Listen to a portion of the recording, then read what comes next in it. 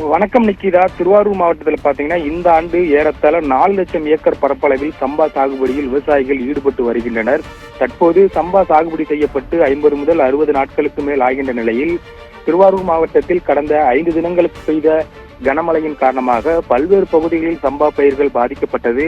அப்போதே விவசாயிகள் மிகவும் வேதனை அடைந்த நிலையில் தற்போது தென்கிழக்கு வங்கக்கடலில் உருவாகிய காற்றழுத்த தாழ்வு மண்டலத்தின் காரணமாக தற்போது திருவாரூர் மாவட்டத்தில் நேற்று அதிகாலை துவங்கிய மழை தற்போது வரை இடைவிடாமல் பெய்து வருகிறது.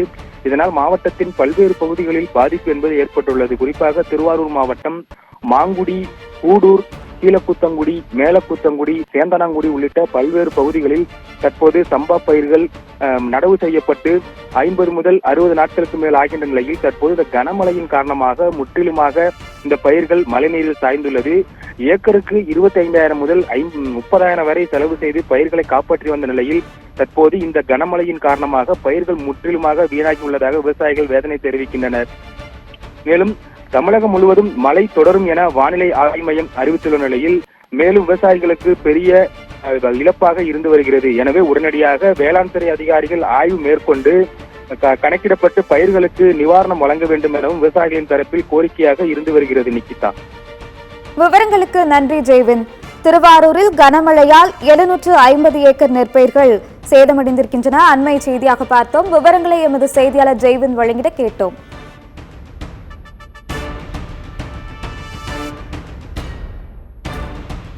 தொடர்ந்து விவசாயி அளித்த பேட்டியினை தற்பொழுது பார்க்கலாம்.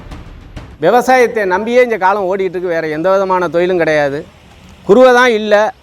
சரி, குருவைக்கு முன்னாடி எள்ளு தெளித்தோம். எள்ளும் அந்த நேரத்தில் அந்த கறுக்க போகிற நேரத்தில் மழை வந்து அந்த எள்ளும் வீணாக போயிடுச்சு.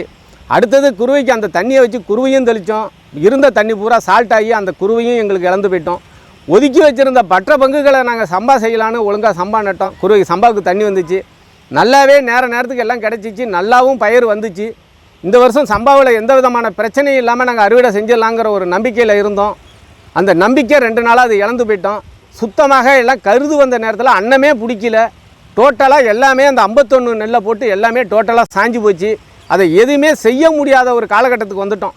அதை நிமித்தும் கட்ட முடியாது, அறுவடையும் பண்ண முடியாது.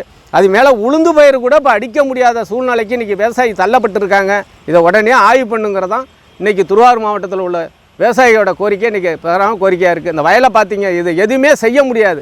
அந்த எந்த விதமான ஒரு புடி நெல் கூட அறுக்க முடியாத நாளைக்கு விவசாயி தள்ளப்பட்டிருக்காங்க. விவசாயி